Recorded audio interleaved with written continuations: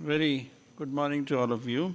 And to all of you today, citizens of this city, I bring to you the cause that has consumed me for the past 2 years and ask for your active support, namely the task of skilling the nation.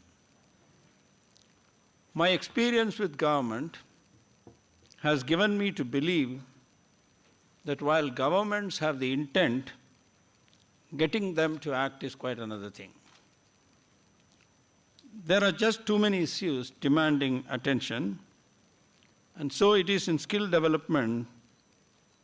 The intent is visible in the numerous schemes, institutions, and subsidies both at the center as well as the state.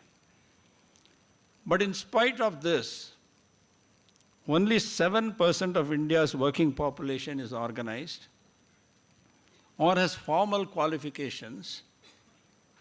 Only 2.4 lakh apprentices find their way into industry, and only 25% of our engineers are employable.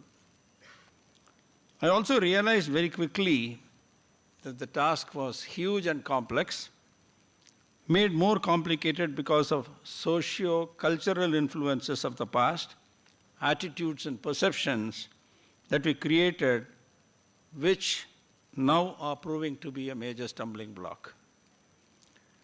While its addressal must be the task primarily of the government, it was obvious success was not possible without the active support of the industry.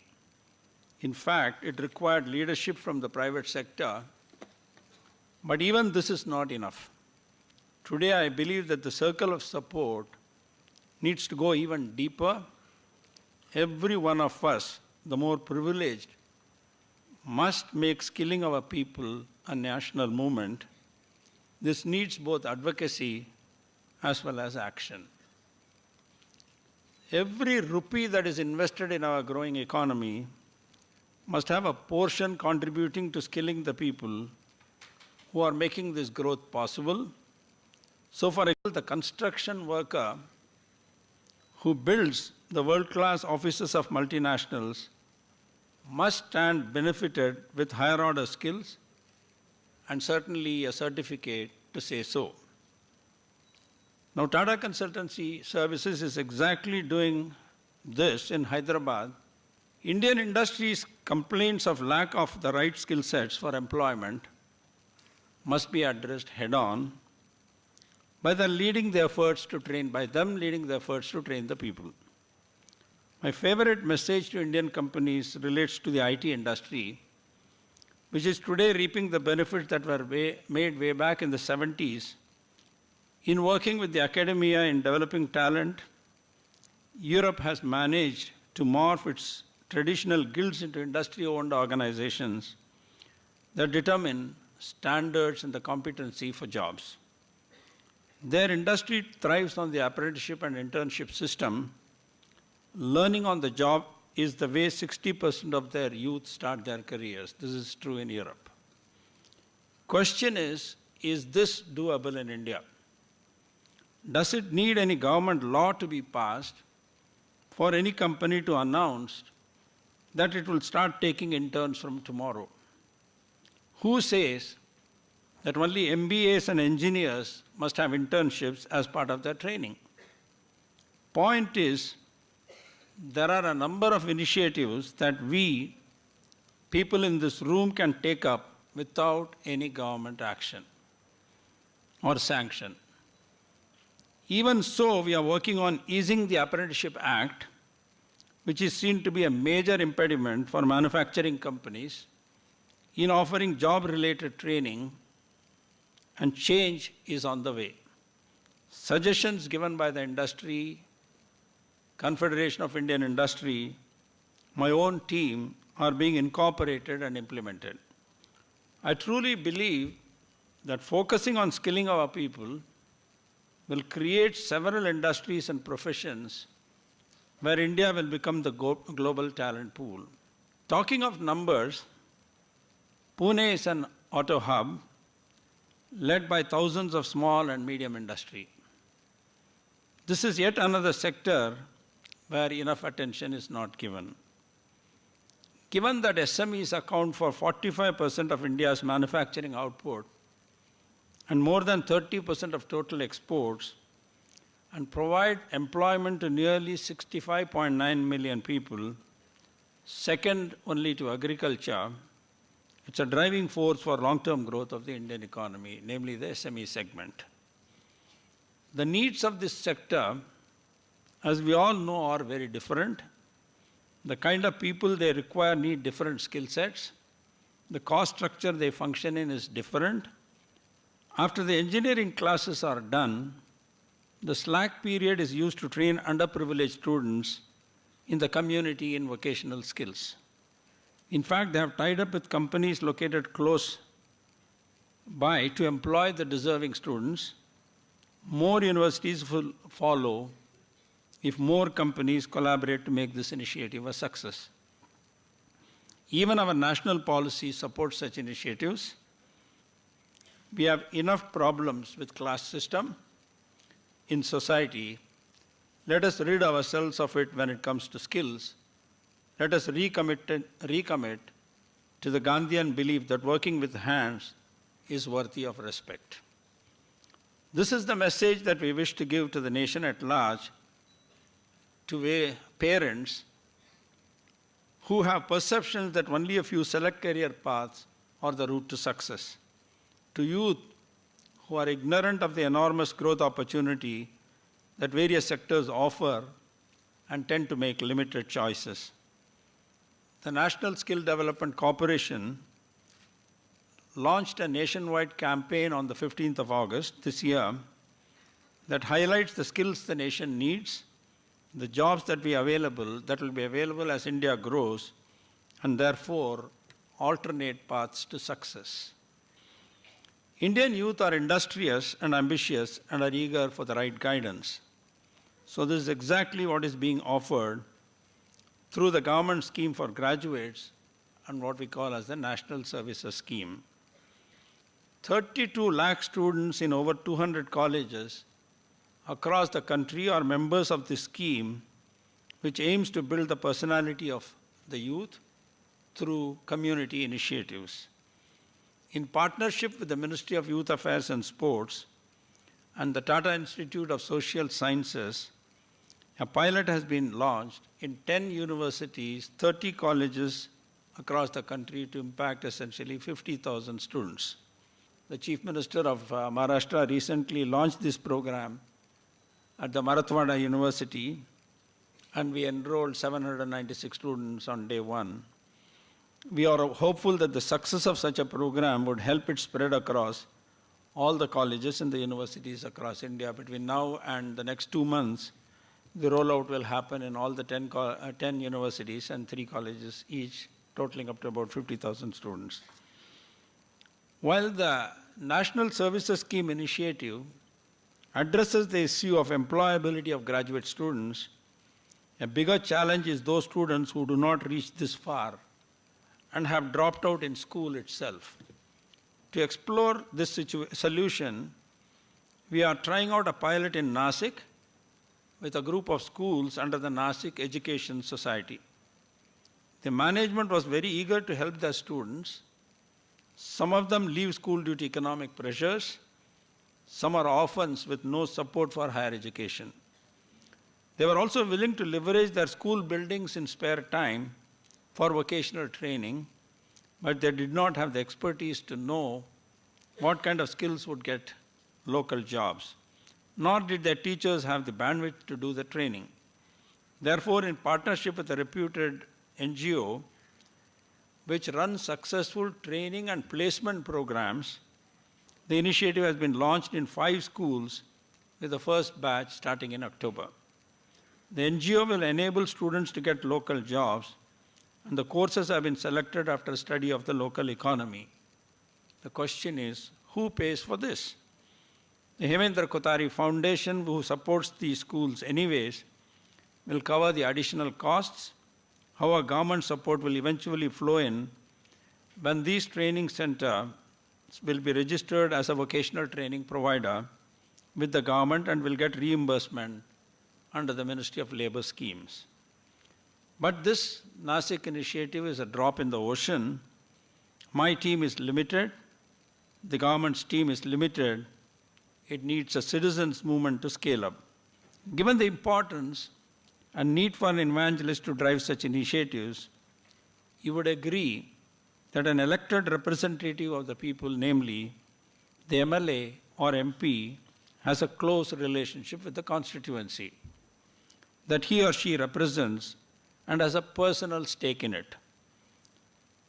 He is motivated to work for the betterment of the constituency and socio-economic development of the electorate.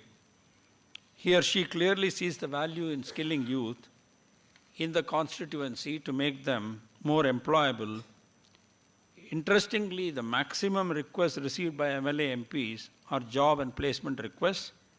Also, they have the required resources on hand to enable local development.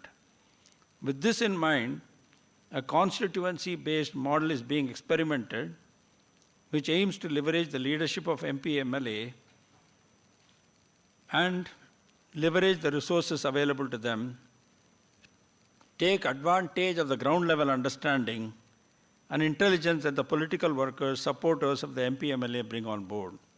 Such a ground-up model being rooted in local community would be highly sensitized to the local needs.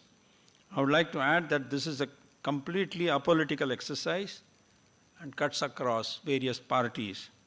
When it comes to skilling, quality is extremely important, especially if you want to leverage the national and global demand for certain skills.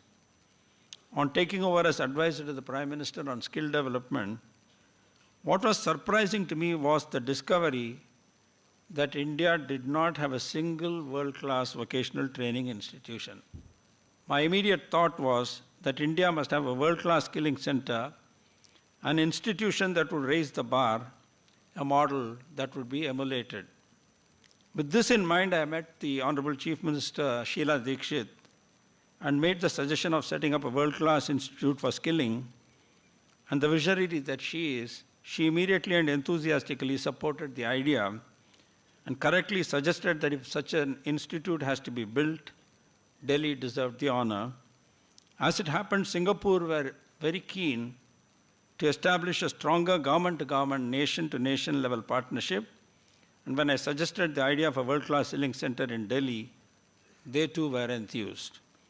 While this world-class center will be ready by 2015, in the interim, Delhi government has redesigned one of its existing ITIs to Singapore standards and has started last week with courses in hospitality and retail courses.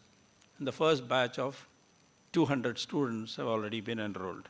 While on this project, one challenging task was the recruitment of a good faculty, which incidentally was sent to Singapore for training. If we have to skill millions of young people and make the training relevant to industry needs, then we'll have to get the practitioners to do the training. Retired people from industry make excellent trainers, working managers can volunteer time, and industry can start sabbaticals for their employees to take time to teach, very much like the Teach for India campaign. Here again, no government endorsement is required to begin such initiatives and can be started locally. Perhaps some of the larger companies based in Pune could lead the way. All that I have said so far are initiatives that are action-oriented, outcome-oriented, and the learnings will help to scale them up. Apart from this, there's a large government focus on skill development, and in May 2013, the National Skill Development Agency was created by subsuming three entities: the PM's National Council on Skill Development, the National Skill Development Coordination Board, and my former team as advisor to the PM on skill development. This was required to have one overarching body for skill development. The NSDA is mandated to work towards coordination and harmonization of skill development efforts of the central government, state governments, as well as the industry, public, private sector enterprises. Another critical element being brought in by NSDA is leveraging technology in all aspects of skilling, skill registry, labor management information system, creating a digital marketplace, etc.